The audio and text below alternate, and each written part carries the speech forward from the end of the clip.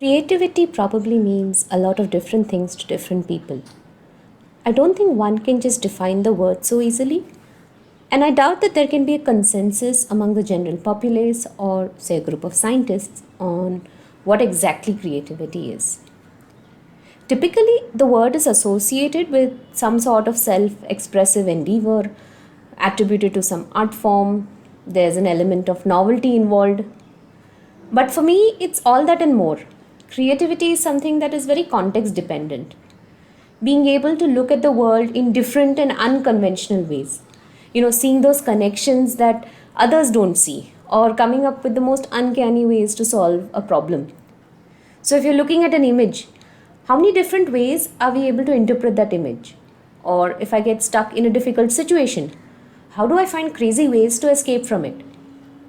Basically, I view creativity more as a way of thinking, like it's a different process rather than something that is more outcome based.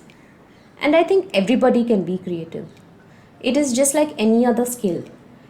And because it's like any other skill, you can develop it and nurture it over time. Storytelling is nothing but effective communication. You could be using images, words, sounds, anything. It's a way you bring people closer to you by getting them involved in your story. It's an extremely powerful tool that can immerse other people in a journey, in your journey, or someone else's journey. For stories have the power to move you, they can elicit emotions and empathy in you. And here is where one can be creative too, right? I mean, you can always find creative ways of storytelling. So, I guess storytelling, writing, and creativity are all definitely interlinked. For one needs to be creative if you want to design exciting plots and characters that can resonate with your reader or audience.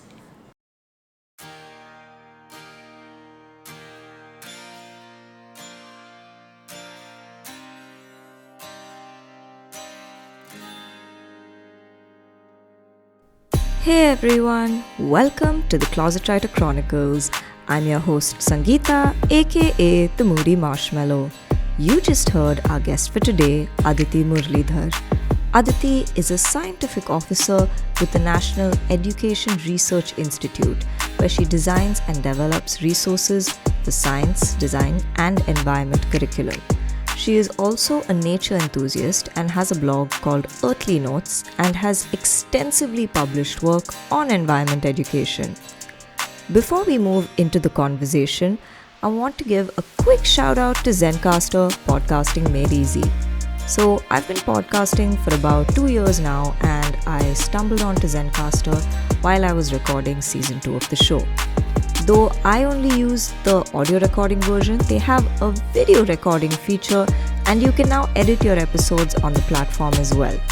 If you're a podcaster looking for an all-in-one podcast workstation, then check out Zencaster. You'll find a special offer link in the description of this episode, for which you'll get 30% off by using the code ClosetWriter. Now let's tune in to hear about Aditi's journey with nature, writing, and teaching. Hi everyone, welcome to the Closet Writer Chronicles. This week I have with me Aditi Murlidhar. Welcome to the show, Aditi. It is so good to have you here. Thank you so much. It's a pleasure to be here, and thank you for having me. No, not at all. Thank you for taking the time. So, just to kind of dive right in, the first thing I want to ask you is what is your earliest memory of being creative? Um, so I don't know if you remember, there was a show called Crystal Maze where basically Oh, they I've would, not heard of it. yeah, so there would be these competing teams, and they had to basically have go through this bunch of games and hurdles and get a crystal, and the team should try and get as many crystals as possible.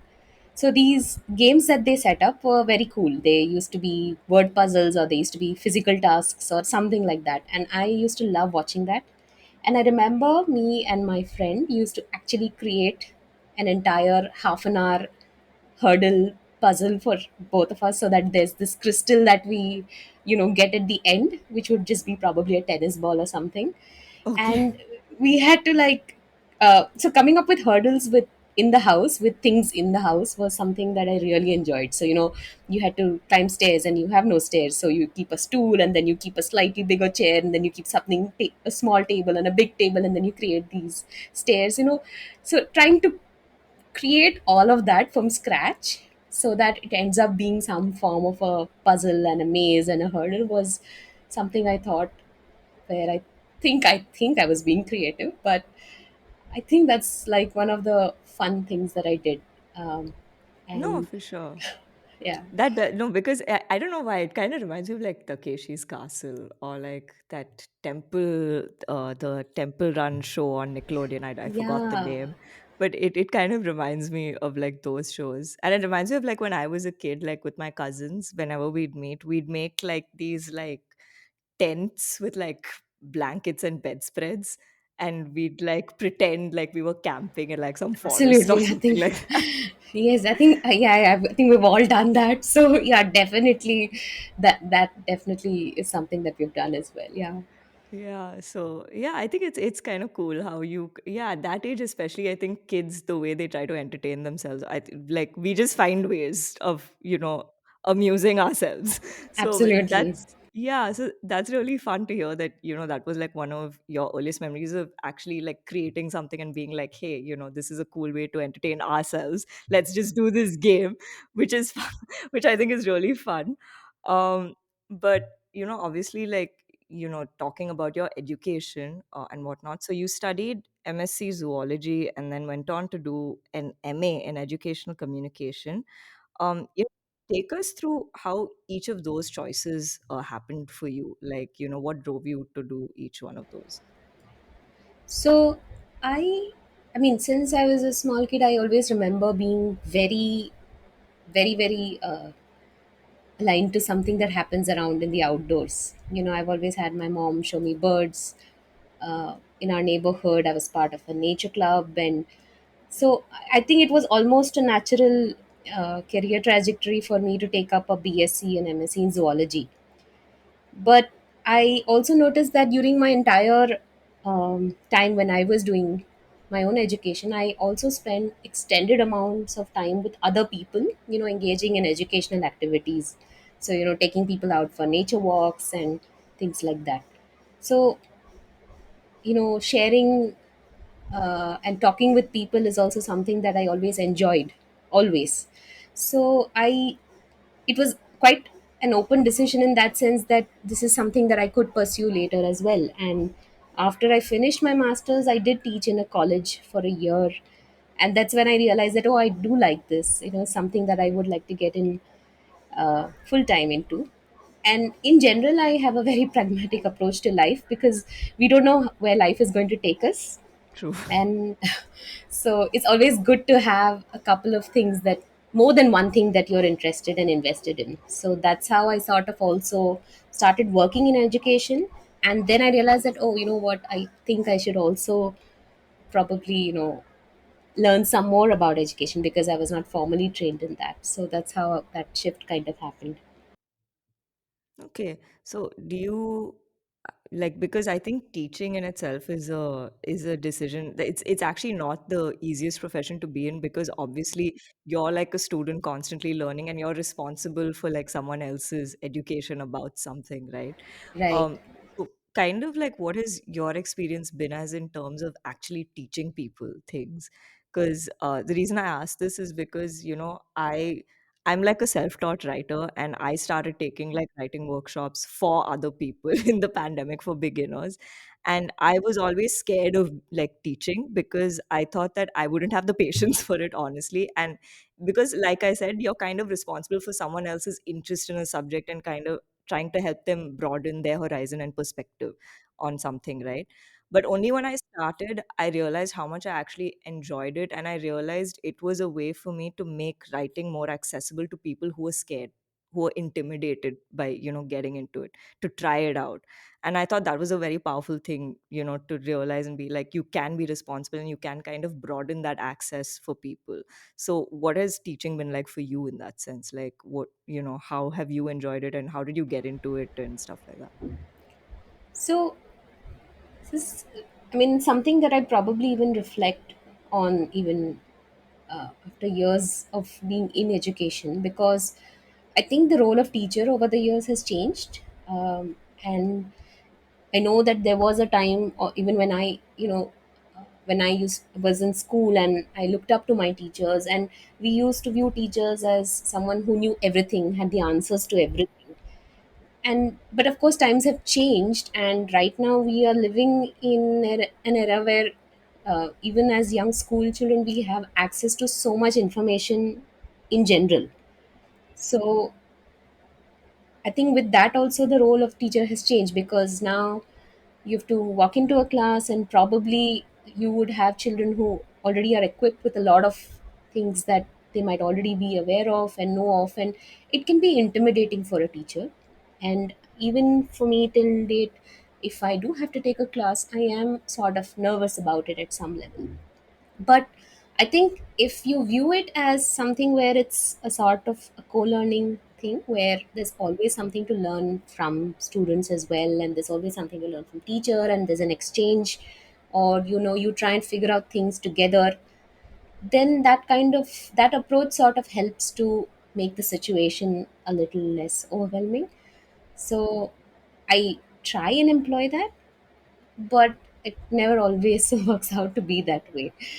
But I generally really like interacting with people and talking, particularly say about nature and environment, because there's so much scope for discussion there. Anyone can pitch in there. It's not something where you feel intimidated, say, even by a topic. Like if you're scared about something maths, and you don't want to say something Yeah. wrong, those kind of things. So those things usually inhibit, or doesn't let people actually be free about what they want to share. But something about nature and environment is something I feel people generally do have something to share and are more open to share about it, and therefore that makes the learning space more interactive, and there's more scope to have discussion there.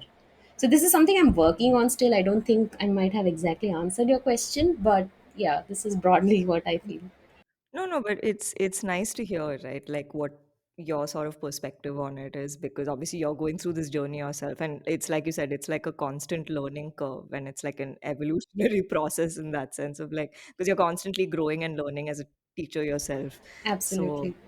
but yeah, more power to you for like taking that step to teach, because I think it's I think more than a noble profession, I think it's just a position of a lot of responsibility, right? Because you're really trying to make a subject accessible for someone and interesting, and you're trying to give them perspective which they may not have necessarily have, and discover it on their own terms also, so which I think is really cool. um but also, right now you are a scientific officer at a research institute for science education. Can you tell us what exactly your role is? Like, what does that entail? And, how did that happen for you? And how did you kind of decide to kind of go in this trajectory? So soon after my post graduation, when I did decide that I like to work in the space of education, and I worked for a bit in education, I did get this opportunity to work full time in a place where the research is focused on developing teaching learning methods for science and math education and design education, which is one of the areas I work in.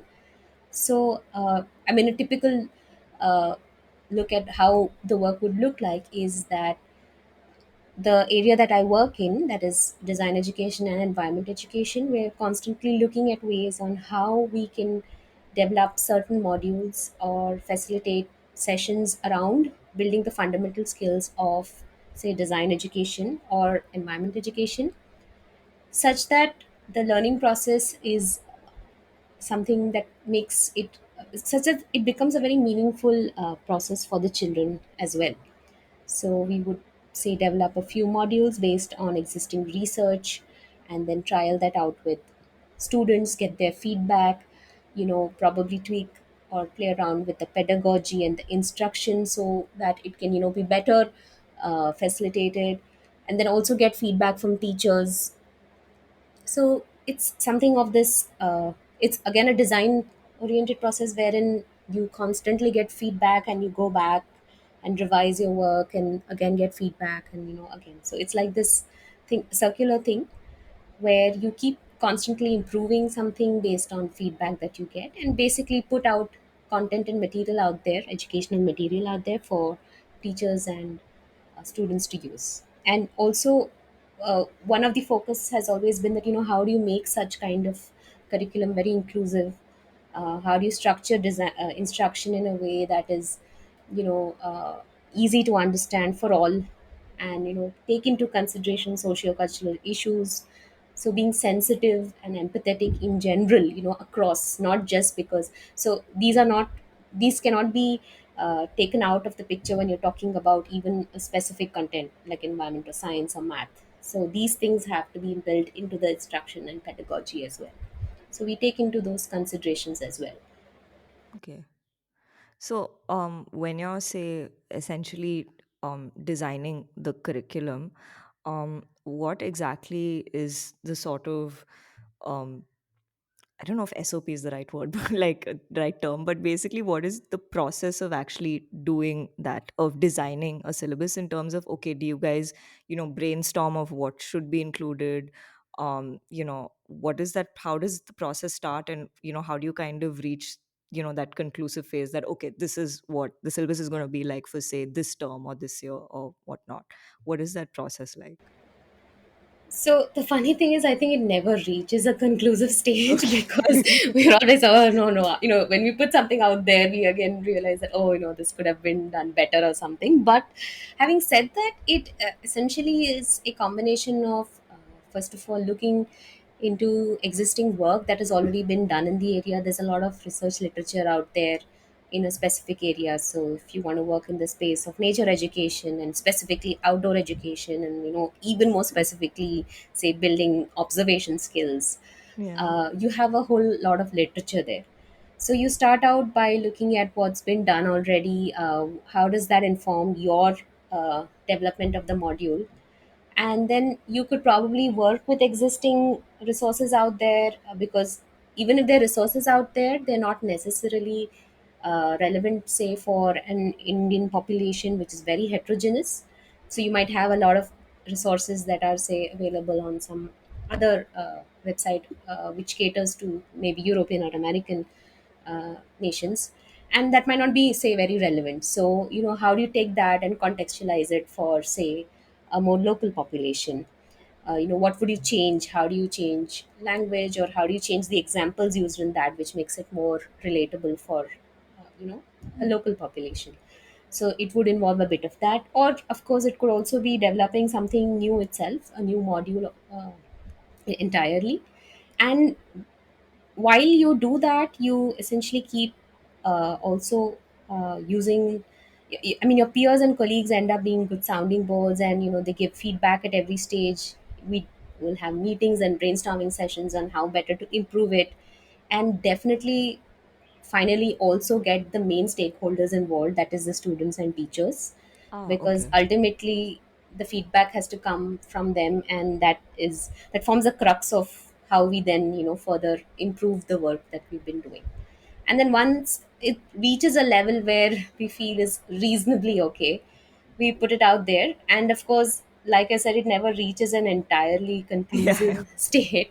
The moment we find something like, oh, okay, I think we should change this, because we're constantly learning. We realize that something that we put up in the past might not be the most effective thing. So that's the good thing about, uh, at least uh, in design based work, is that you are striving to constantly improve the work that you're doing. So Hmm.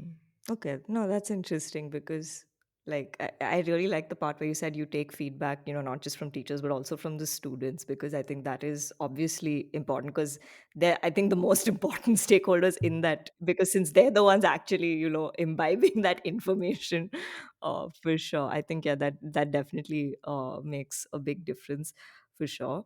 Um, but when did you start writing? Like, when did you get into it and kind of figure that, hey, this is something I kind of enjoy doing? Because I know you have a blog. So, like, how did that kind of start? You're like, oh, I actually kind of like to write. Maybe I'll, do this a little more often in my own time. So, yeah. So I do okay, so to start out with, I don't think I write well, but I like writing for some reason. I don't know why. It comes easily to me. I also tend to write like how I speak. Uh, Okay. I don't think I have this very poetic way of writing and all that, but writing was just something that I loved because I remember as a young child, even before, I mean, this the memory that I remember is from 10th standard, but I know that it goes back even before that. But I'd done my first ever trek uh, just after my 10th standard, and I came back.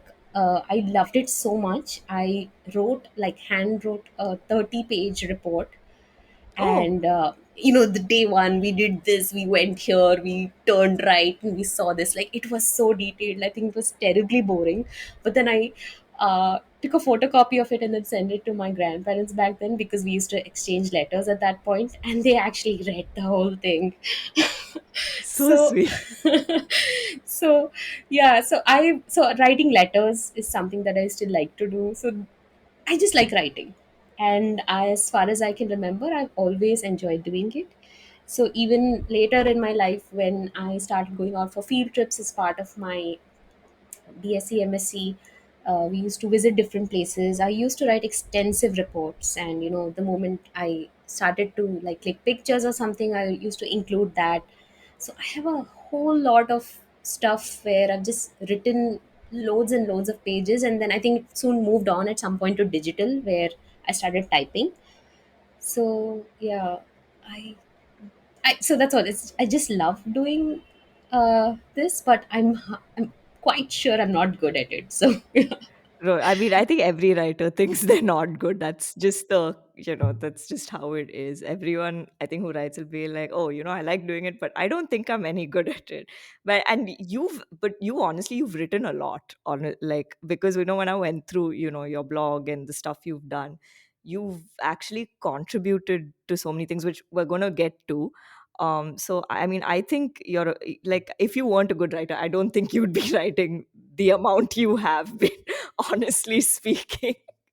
But yeah, like, so listeners, please don't believe Aditi. I think she's honestly a good writer because she writes a lot. You will know when I give the introduction and you see the show notes, you'll know what I'm talking about.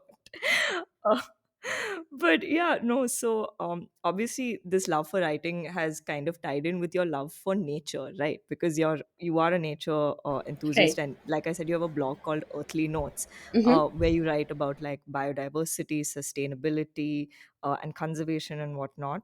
So, how did this interest for nature start for you, and how has it evolved over time? Because obviously, I know you have studied zoology and whatnot, and you are in the space of nature education, but how did it all really begin, and how has it sort of evolved for you in that sense? So, I mean, even though I was born in quite a polluted city, Bombay, I was born in a very green pocket, and I had access to a lot of green spaces as a child. So I think my interest sort of started right there. And as I mentioned earlier, that I've always had my uh, family always encouraging me when it was something to do with the outdoors, and that kind of grew. That it sort of just had a very nice environment in which that love for nature sort of just exponentially increased over time. And as I visited more places, I noticed that there are so many dimensions of um, nature. And I don't think nature and environment in that sense are um, synonyms, but it's just that it's a very complex uh, term. And I've been trying to see how that and I've been like trying to see how one can sort of document all of this. And since I liked writing, I always used to write down every time something fascinated me, if it was a wild animal, or if it was just generally trekking experience, or if it's something where I met some very interesting people while I went somewhere. So I kind of noticed that the writings that I was interested sort of kind of expanded, and there were multiple angles to it. So if you look at my blog, initially initially thought that at some point, if I do start a blog, I would be writing about wildlife only. But then it kind of evolved, and there's a lot of geography, art, culture, people, all of that kind of was something that was very integral to my understanding of generally how the environment functions. So I think that's how it sort of evolved over time.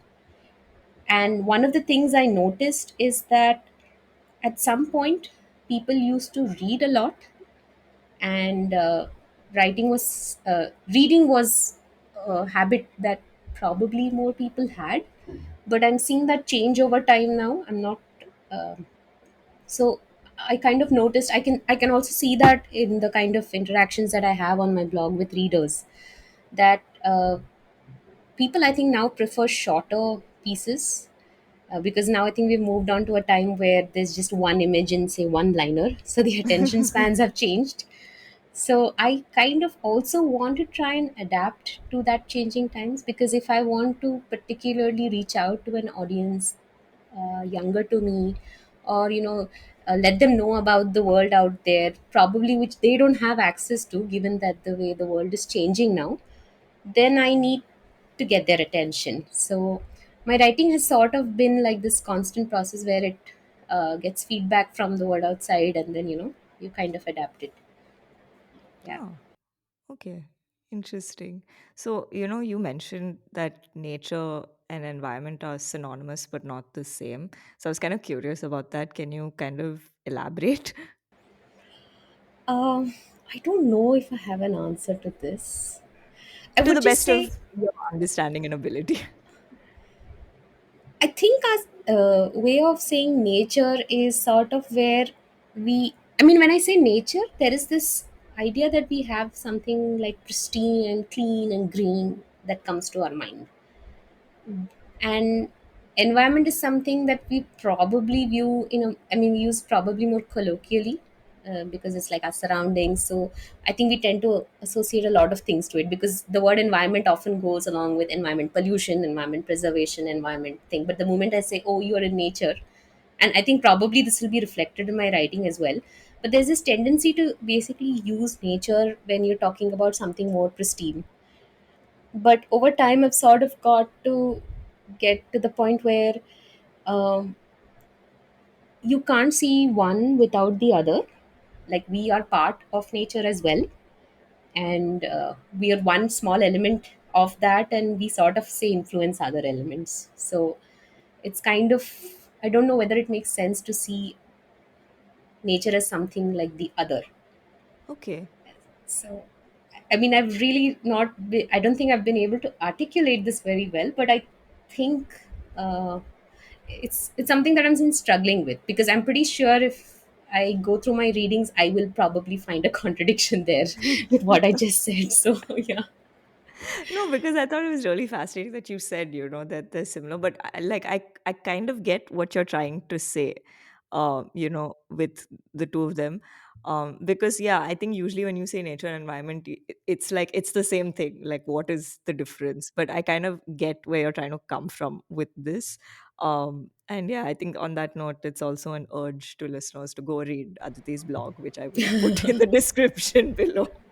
Yeah. to but yeah, so you're also a bird watcher, birdier, is that the right way to say it? Birdier. Birder is something that's commonly used.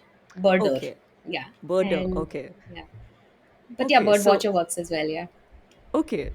can you tell us more about that? For listeners obviously who may not know, can you explain what exactly a birder, who exactly a birder is and what they do, but also how did you start getting into bird watching? Um, so bird watching is sort of like, I would say, a subset of nature watching. I mean, if you say are just generally interested in all things wild, it could be snakes, it could be insects, it could be butterflies. So I think there are terms for all of that. And if you're specifically interested in birds, observing birds, so that's basically what a bird watcher does. For some it's like a hobby, for some it's their work, some do it for recreation, For me, bird watching and nature watching, because I generally like uh, to observe everything. uh, and birds, I just have a soft corner for it. But for me, it's like a meditative state of mind. It takes me to a place where there's a lot of, I get a lot of peace from it. And the beauty of this is that you can do it from anywhere. Like, so again, talking about this previous thing about this nature and environment thing, previously I would have probably said that, oh, you can go into a jungle and do some bird watching. But the most amazing thing about observing nature is that you can do it anywhere from your home, or if you're in the jungle, or if you're at a beach, anywhere. It's about appreciating nature and everything about it. There's a huge degree of personal joy and enjoyment one gets out of it. So bird watching specifically, would entail observing birds keenly, not just looking at it, but noticing all the finer details. It would also entail saying, say, like identifying the birds, certain features, what color they have, what do they, what call do they have, what is their song like, where are they found, what's their habitat. And bird watching, in some sense, is where you're truly immersed in the habitat itself, and you're not just observing the bird, but also everything associated with it, because it's all connected in some sense. Yeah. So, how did you start? Like, was this something like in school that you started, or when you started studying zoology, you kind of got into it? No, bird watching again was just something I don't know. I think I was just naturally inclined to it. I think because I remember even in school when our practicals had started, our biology lab was kind of at the end of the building, which looked onto a beautiful green space, and my attention would be always outside the window, even when we are doing some very important practical. And I remember our biology teacher would be like, attention here, and I'll be like, oh, okay, okay, yeah, I have to look back. And it was, I think, during some dissection class, and so I was like, I should not cut up something wrong. So I always had my eyes wandering outside. I've actually also been in meetings where I would be speaking to someone, and then my eyes would just linger outside the window because I spotted a bird, and I'm like, oh my god, this is so exciting. I've also excused myself from meetings saying, oh my god, this bird is right there. Can you please excuse me for 2 minutes? I just have to get a photo of this. So all these weird things have happened. So yeah, so I've always generally been interested in bird watching, but I think over time I would uh, I I like to observe birds, but I also really, really like observing everything else, like be it insects, snakes, frogs, butterflies. There's just so much out there, and each of it is like an entire, uh, journey of trying to discover how this is. Yeah. Oh, that's so cool. Um, but also, like, and this is where I'm coming to the whole writing thing, and you've written a bunch of stuff. You've written a children's book called The Poopy Path, which I was like, oh, I did not know about this. So, tell us about the book, obviously, how it happened and whatnot. And also, was children's literature something you've always been interested in, like you wanted to get into? So actually, no. I mean, I never thought in my life that I would write anything for young children. As a kid, I remember reading some very interesting stuff that I remember till date, but that was never on my agenda as like children's literature. But this was something that the theme of the book is something that was in my mind for a lot of years, and I had my good friend Butul, who collaborated with me and shared this vision with me. When I kind of narrated this story to her. So the book essentially is set in the Western Ghats of India, and it's kind of like coming from my own experiences of working a lot on in field in this specific place. So it's the Chorla Ghats, Okay. which is at the trijuncture of Karnataka, Maharashtra, and Goa. It's a lovely, beautiful area with beautiful forests, and there's a lot of wildlife there. So I spent extensive amount of time there, and I almost never got to see wild animals there. And but that was okay for me. But I did realize that when you start speaking with people, when you or you hear people going on safaris and all of that, there is this tendency to think that jungle mein gaye par kuch dikhta nahi hai, kind of, Okay. which is true because wild animals are secretive, they don't want to be seen. So the whole idea of wanting to know that the forest is very much alive even if you don't see anything in it was some kind of a theme that I wanted to play around with. And I think since my BSc days, I've been absolutely obsessed with animals poop and scat. So we never see the animal, but we definitely saw its dropping and scat, and I would take pictures of it. So I've always had family members telling me, "Why does your album always have pictures of poop?" I'm like, "Yeah, no, because there was a leopard here. For me, that was more exciting. Like, did you see the leopard? No, not really."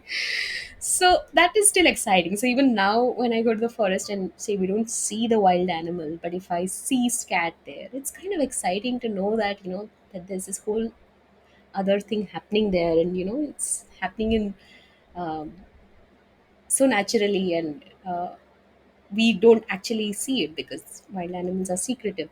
So the story revolves around this boy who lives in the city who thinks that there's nothing much to see in the forest, and he sort of is taken for a walk uh, to through a village near the forest, where this girl who lives there, she takes him and kind of shows that how there is much to be learned about the seemingly invisible wildlife. So it sort of is a way the story tries to make an attempt to sort of show that the nature of wild animals, their secret lives. It wants to emphasize the traditional knowledge people have, the local people have. It also wants to subtly challenge certain gender stereotypes, and mainly kind of create the sensitization among the urban children who probably think there's nothing to see in the jungle. Hmm. So we've tried to maintain all the accuracy of the description and age and culture of the place referenced in the story. So the way the landscape is described, the animals that you find there, everything is kept accurate in terms of what actually is from that region. So yeah, that's what Poopy Path is all about. Yeah. No, but that's so cool. And I think it's really nice to have resources like this for like young kids, right? To kind of just, again, like making it accessible and sort of interesting for them also to see that, oh, like, there is much to learn about, nature. And I think, yeah, green literature is something that has been really out there for the past couple of years. And that is something that's encouraged a lot now, especially with children. So it's really cool that you came out with this book. But that's what brings me to like my next question. The fact is, like, I mean, obviously, you write your blog, but you've also contributed articles to various platforms, right, about like nature and whatnot, and you've also contributed to like educational journals. So then, since you've written for so many different platforms, and of course now you've done the children's book also, like what is your approach to writing for like each platform? Like, is it different or is it pretty much the same? Because obviously I know your audiences are different, so that is something I assume you keep in mind. But do you have like a specific approach in how you're writing a piece of information when you know it's going on a certain kind of platform? Um, so I think it probably starts from that very point, is that who's your audience? So that becomes the starting point of how you want to go about writing. And once you know who your audience is, then the next thing you should be asking yourself is that what do you think should be that one takeaway from that article that you are writing? And I don't have any specific method that I follow. I just write, and then I kind of see the flow, and I keep rereading it, and I try to see that if a person reads it for the first time, does it make sense? Is the main point being communicated? So I don't think I have like a specific process that I find, but the two main things that guide me are knowing my audience, who I'm writing for, and the second thing is knowing what is that final punchline that I want to communicate, or the general idea, that the takeaway that I need communicated. So these sort of are my broad guidelines. The rest of it just I think falls in place. That's something I don't think I have a blueprint for. So, but like I would assume, like, is there like, obviously you write like say a first draft, and do you send it then? I assume it goes through like an editing process. So then do you obviously like communicate with the editor and get feedback, and obviously try and incorporate it in your piece. Is that something that also happens? Yeah, definitely. I mean, if you're writing any sort of academic publication, the process of peer review definitely happens. You would have experts from the field, giving back feedback on what they think should be included or not included in the draft. You also generally have a lot of good pointers that come from the editorial team, because they are someone who understand the broader picture of their publication and their agenda better, so they're able to guide you better, saying that, oh, maybe this word is too technical, could you break it down for our readers? Or so you get a whole range of feedback from peers, from the editorial team. And apart from that, and there are, so it's never like a draft one, there's always like a draft 20, 30, then 30, 31A, 31B, 32, 30, it keeps going on forever. So I've also learned to realize over time that never ever name a file final, Yeah, because yeah. final is it's like the most crazy thing that you can do, assuming that that is the This is final the one. final draft. Yeah, it's never You're the just final draft. you're just fooling yourself. So yeah, so it definitely goes through several iterations, and I always also bounce this off, with a couple of friends who, for me, are inspirations when it comes to writing. So I always try and get as much feedback as possible, share it with colleagues, peers, friends, and take in everyone's perspective before you actually send a revised version. Hmm. So then, how different was it for you? Because obviously, since you've written, I think, more for an older audience, and then obviously to suddenly write a children's book, because that's a much younger audience, and that like the approach itself is very different because you have to make it interesting for them, right? So, how different was it for you to write the children's book compared to what you had already done?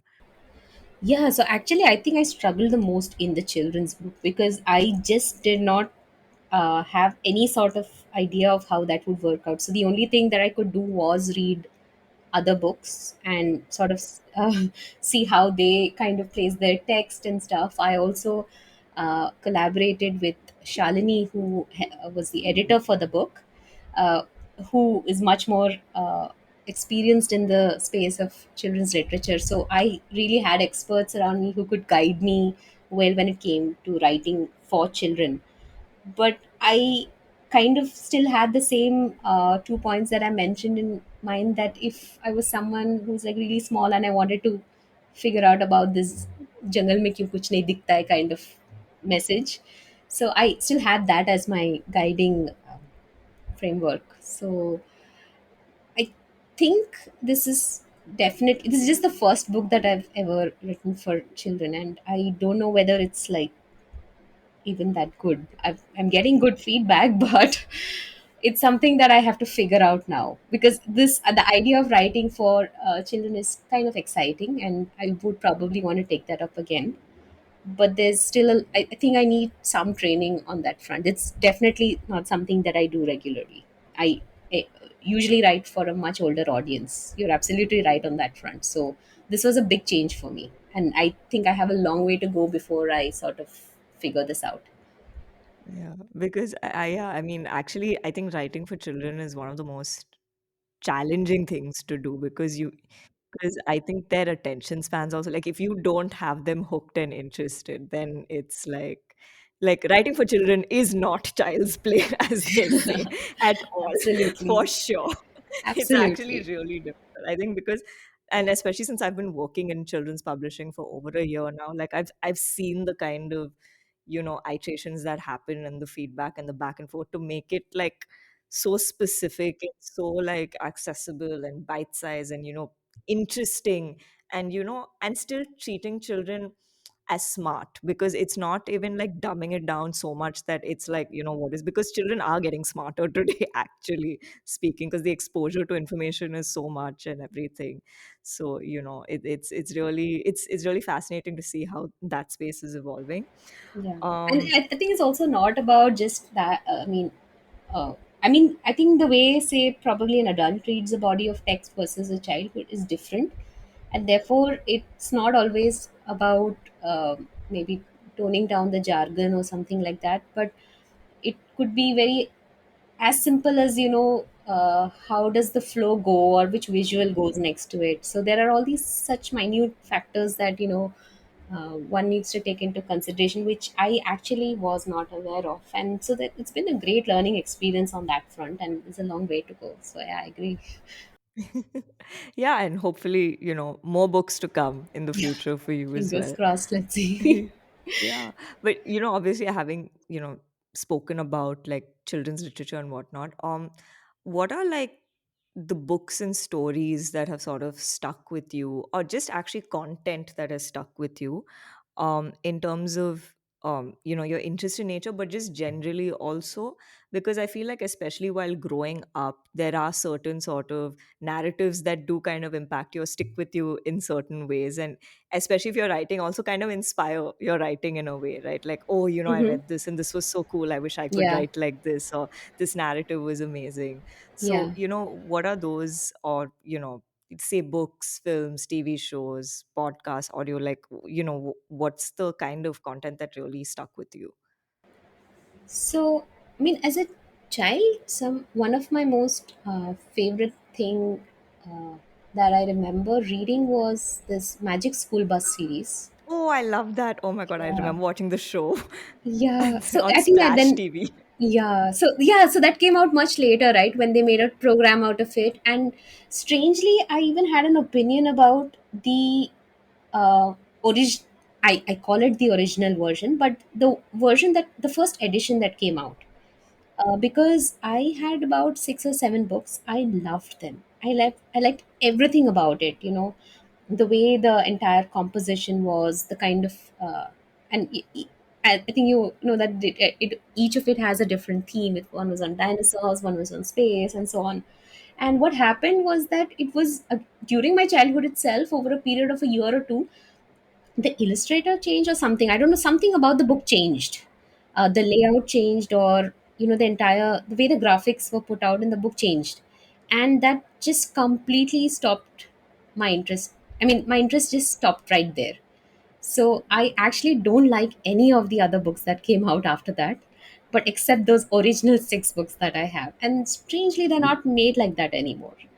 So, but that just stayed in my mind. And I was like, and there are things that I remember from that book, word for word, with the image even till date.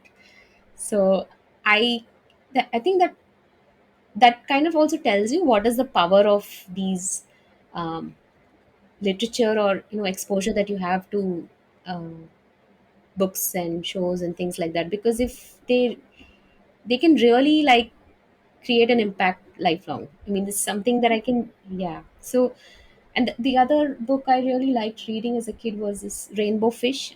I don't Oh remember yeah, the. yeah, yeah, I know that book is yeah. I think I was just fascinated because there was like some shiny material in the book. But then, I think as I grew older and I could actually understand what's written in the book, I actually really liked it. I still like it. So it is generally a very good theme, and I think those are great themes to work with.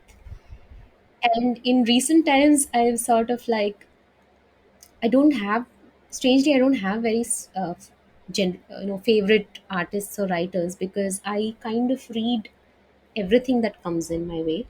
I also probably prefer reading shorter pieces, like 3 4 minute reads or something. I say I like to read books, but I don't think I'm that invested, because I sometimes finish a book in a day, and sometimes I take a month.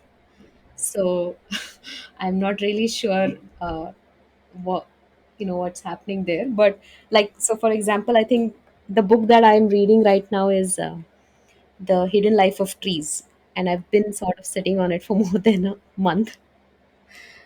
But it's a fascinating theme that I kind of really want to read. And apart from that, I kind of also like the anime films of Studio Ghibli. I don't know Oh if yeah, I pronounced yes, it properly. yes, yes. Yeah. Oh my God, Howl's Moving Castle is my Yeah, favorite. I because love there are that. a lot of environment themes also there, like Yes. Oh yeah, uh, yeah. very Princess subtle. Mononoke. Yeah, Yeah, yeah, exactly. yeah. Only yesterday. I Yes, think oh, I that's love the Only Yesterday. yeah. That's a really nice film. Yeah. So I think these are kind of themes that adults and children both can watch because they are so subtle, they're so simple. The kind of content that gets and values that sort of get communicated are uh, so nice. It's so nicely done. And I was introduced to this only recently, and I kind of enjoy them. And yeah, so apart from that, yeah, films and series once in a while. I think, Okay. yeah, once in a while. I don't think there's something that's like really favorite, but something that stuck in my mind for a bit was this movie called Woman at War.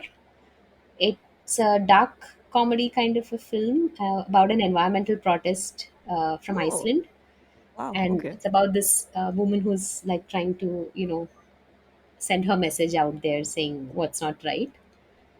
And a very interesting series called Occupied, which is a Norwegian political thriller, which is about when Norway decides that they're going to stop oil production and go green. Oh, And wow. so these kind of things are sort of written as dystopian future, but somehow these feel very realistic and things that probably our generation has to start thinking about. So once in a Wait, so then while, have you watched The Last of Us? I think that's what it's called, the one with Pedro Pascal, the one about fungus becoming what, like, I don't know, becoming no, I haven't like, watched that. I think I should yeah, check yeah, this out. yeah, Was yeah, this yeah. post COVID? Yeah, yeah, this was post-COVID. Like I haven't watched it, but it got such rave reviews and a season two is in the works. And it's basically about, yeah, fungus becoming like taking over the world and becoming like this very muted. Yeah, yeah, yeah. So it's essentially, yeah. So, and I was like, wow, this just sounds so disturbing. I don't know if I want to watch it. But yeah, it could very much be a reality. Because I think I vaguely remember coming across this book also, which is about the world of like fungi. It's called, I think, Entangled. Oh yeah. I forget who the writer is, but I believe that's supposed to be a really good book as well. I hope I'm getting the name right, but yeah. Yeah, in fact, the book S- that just spoke about, the Hidden Life of Trees, also has, I mean, a great deal of that is related to the fungal network in the soil, I think. So, oh, okay, wow. yeah. Yeah. So I think fungi is having a moment at Oh, this yeah, point. Yeah. absolutely. And also zombie viruses apparently, which are now waking up thanks to global warming. So yeah, it's having a moment for sure. But yeah, having said that, so you know, okay, so these are the kind, like these are obviously the kinds of content that you like and you enjoy. But for anyone, say, like who's interested in nature or wants to kind of begin exploring more about, nature and the environment and whatnot, or conservation, are there any resources you would recommend for someone who is interested but maybe doesn't know where to start in just terms of learning more, understanding more? um, so, if somebody is generally interested, say, in birds or something, there's the resources that have been put up by Cornell Lab of Ornithology. So, that's specific to birds. Otherwise, I think so. There's this really good magazine called Where the Leaves Fall. They sort of explore humankind's connection with nature. Uh, I think here probably it's used in the context that nature is some other, the other. There is also the Center for Humans and Nature. So, I mean, particularly, my very good friend Deborah introduced me to both of these, publications, and they're very interesting because they have a very good, it presents a very holistic picture when you read of something. So it doesn't sort of look at one or the other, but sort of looks at the relationship of human beings and nature. or humans in nature, that kind of a thing. So that's a good place to just browse articles through. They cover in terms of locations and geography, they cover like stories from all over the world. Okay. Apart from that, there are a lot of good blogs out there. The only thing about blogs is kind of how do you know how to filter these blogs for ensuring that they're putting out accurate information out there, which is something which I think all of us struggle with, because we are living in this information age, where there's just so much content, and it's very difficult for us to sort of sift through it and see that, oh, okay, this is relevant, or this is authentic information. Okay, they've put a reference here. But in general, about nature writing and nature journaling, there is this John Muir Laws. I don't know if I pronounced it again right, but that's a good blog that I follow, which shares a lot about nature journaling and things like that.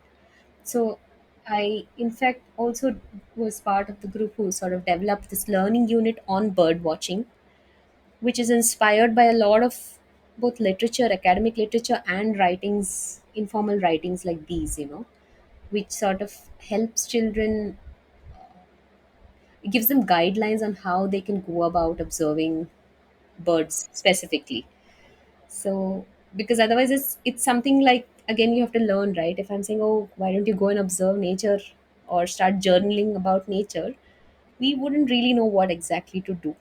So I think it's like a nice toolkit to begin with when you want to start engaging in nature. Apart from that, early bird has some great resources out there for nature watching and bird watching.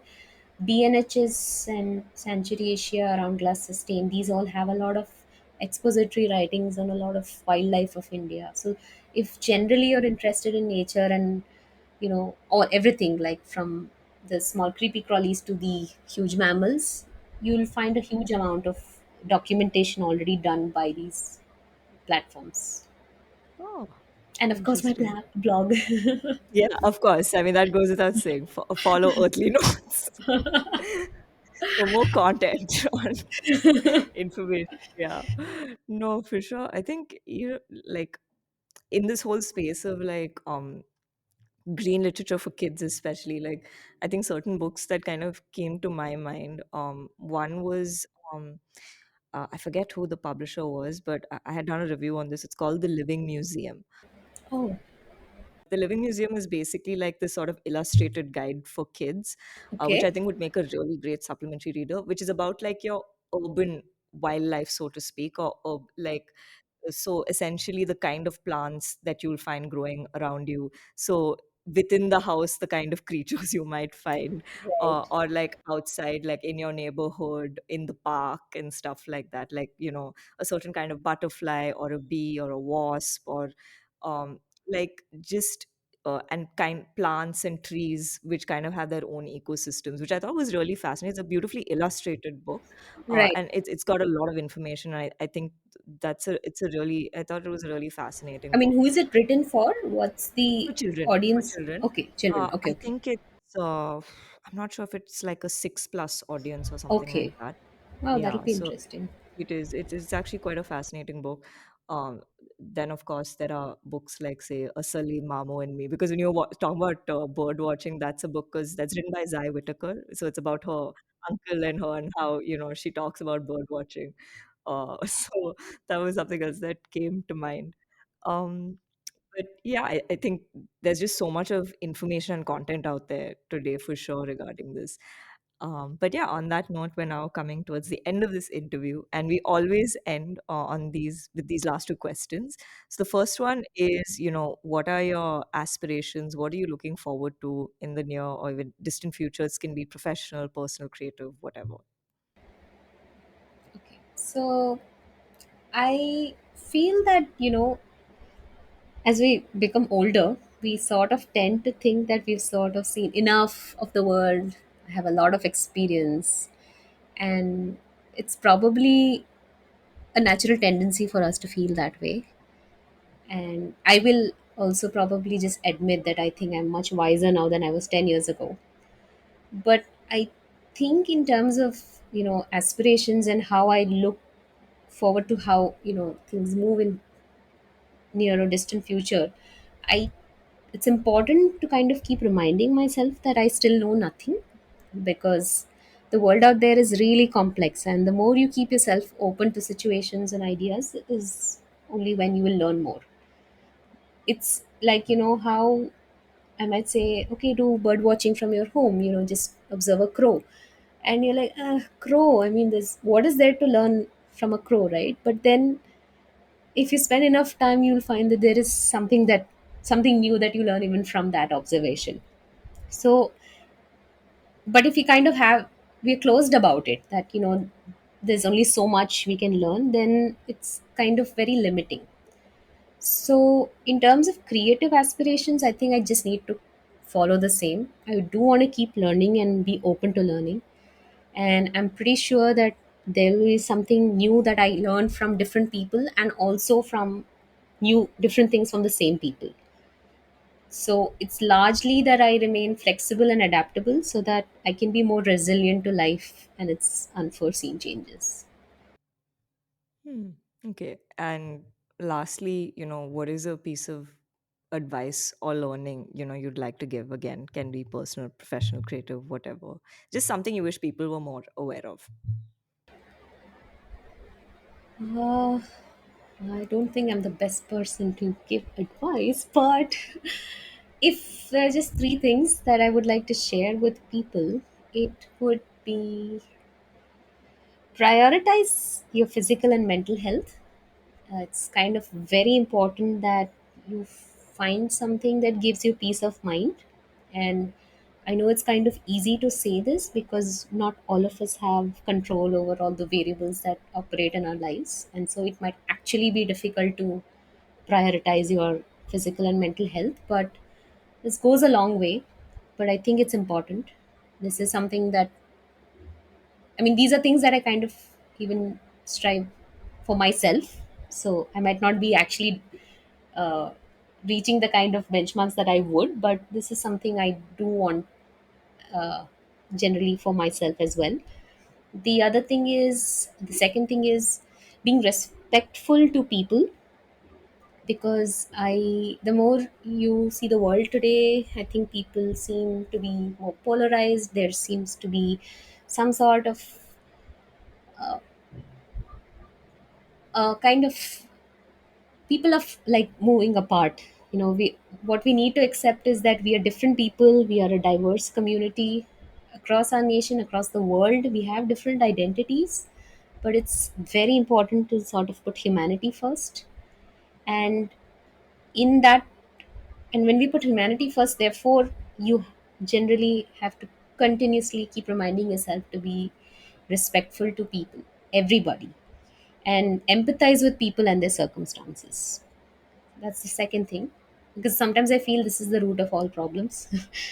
And the third thing is be open to new things, ideas, and situations, because I think that is only when you one can grow as a person. And I think that's also related to the other 2 points that I mentioned before. Because if we close doors and be rigid about something, it's very difficult to sort of um, have something new to learn. It's like the it's done, there's nothing more. It's that kind of approach. So yeah, so these are the three things: prioritize your physical and mental health, be respectful to people, put humanity first, and be open to new things. And on that lovely note, we have now come to the end of this interview. Thank you so much for being here, Aditi. It was an absolute pleasure to talk to you and just learn more about what you do and just learn more about, environmental education. So thank you so much for doing this. I hope you had fun. I had fun too. This is like my first podcast, and I really am thankful. Thanks for having me over, and I really did enjoy as well. Thank you. So that was my conversation with Aditi Murlidhar. It was interesting to learn about environment education and birding. It was also fun to exchange book recommendations, closing this episode with a few pieces written and narrated by Aditi. I hope you enjoyed the show, and I'll see you next week with a new guest and a new chronicle to share. Talk soon!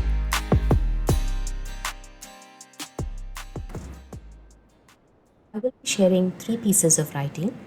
The first one focuses on wildlife. So, this was a piece that I wrote for Sanctuary Asia. It was about the time I volunteered with the Forest Department for line transects, which is essentially a survey method for estimating populations of wild animals. At the end of each day, we would excitedly share wild encounters, ranging from the usual cheetal and barking deer sightings to an unexpected rendezvous with a sloth bear or core. Small talk revealed that most members were a touch apprehensive of encountering bears and elephants, and entering the forest with that thought in mind had its own consequences. I remember one particular day when we were walking a spectacular line through undergrowth studded with thick, spiny cane, where we saw several green wine snakes slither their graceful way through the thickets. Suddenly, my teammate, a senior field researcher, stopped dead in his tracks. "Can you see it?" he asked, gesticulating with quiet hand signals. I saw nothing. He then bent down to enable me to get a clearer view, and squinting through the vegetation, I saw something large and black. My heart skipped a beat. Sloth bear! My flight response was about to kick in when what seemed like an eternity, but probably less than a minute, we saw a massive gore staring back at us. The thick undergrowth offered some sense of security, but the gore had no interest in us at all. Most wild animals rarely do. And we moved away. Giving time to create some distance between us, we then continued to finish the rest of our transact. Second piece that I am sharing is from my blog, Earthly Notes. It's about the time when we had gone trekking in Kalakkad Munduntarai Tiger Reserve. It was more than a decade ago, and I was interacting with several forest officials and locals. So here goes. Shakti Vel, a forest guard, told us of the time when he was scaling this very same peak that we were trekking with Karupaiya. As members of the anti-poaching watchers squad, they were scouting for any illegal activity that may be happening in the peaks. It was around midday when they heard some sawing and crunching sound coming from one area. Karupaiya, who knew the forest really well, asked Shaktivel to come from one side and he himself from the other side, thus surrounding the source of sound. Karupaiya was correct in guessing that they were timber smugglers in that location, and they were cutting down trees from the reserve without permission. On carefully and silently reaching the place, armed with nothing but their sticks, Shaktivel and Karupaiya sprang at the 2 men who were logging down the tree. Seeing them, the 2 smugglers fled. A chase followed, and the smugglers were outrunning the forest guards. The smugglers had managed to reach a safe distance from Karupaiya and Shaktivel when he lit a match and threw it in the dry glass below. A fire broke, and Karupaiya and Shaktivel started running downhill. The fire spread, and the wind caused the spread to increase multifold. They ran for their lives, but they were no match for the fire. They reached a rocky patch, just like the one that we were resting on right now when he told me the story, and occupied the center of that rock. The surface area of that rock was approximately 10 feet by 10 feet. They sat shriveled at the center, surrounded by fire. Shaktivel distinctly remembered thinking that he would be facing death that day. They remained like that for several hours before the forest around them had been burnt out and the fire subsided. Till this day, Shaktivel and Karupaiya say that they were thankful for that rocky patch. If it were not for that patch, they would not have been here to share this story with us. The smugglers, of course, escaped. The piece that I am sharing today is something that I wrote for a pedagogical magazine called Teacher Plus. It's around outdoor and nature education. So here's a small excerpt from it. As an advocate of outdoor education, I had thought that the pandemic would really bring such outdoor learning to a standstill. But that is not so. Even the small episode of intently listening to bird calls and then tracing that call back to its source, all the while sitting near my window, was an enriching experience. And perhaps this could be one way of keeping children engaged indoors by directing their attention to the nature present outside their windows. You could be watching a stray dog, or the birds that come and drink water from a muddy puddle, or the bird that flits from one flower to the next, or that faint sound of the bird that you may be hearing. Watching animals and birds in your environment seems like a story unfolding in front of your eyes. It keeps you occupied, hones your skills of observation, exercises your sensory organs, and definitely leaves you craving for more. During the first wave of the pandemic for 3 months, I had watched this 5-year-old boy in the neighboring building spend about hours in his balcony in the morning and evening, seeing the views outside. Unfortunately for him, much of his view was the building opposite. But the silver lining was there was some greenery to make up for that excess concrete.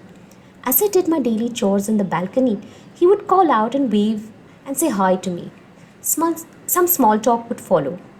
His elder brother would accompany him sometimes. They would fight, play, and then gaze out for a while. I also saw the young one's gaze innately being drawn towards flying birds. So one day, when I saw him seated in his balcony, I directed his attention to a bird, an oriental magpie robin. He extended his neck outside the grill to get a better look. The bird was hidden in the foliage of a nearby tree. He could not spot it, but knew it was there, for the bird was calling out loudly. After a couple of minutes, I left as I got busy with other chores. A while later, I happened to glance by chance from my window, and there he was, looking at the robin foraging on the ground. He had found it. I was left hoping that he continues to observe the winged companions outside his window.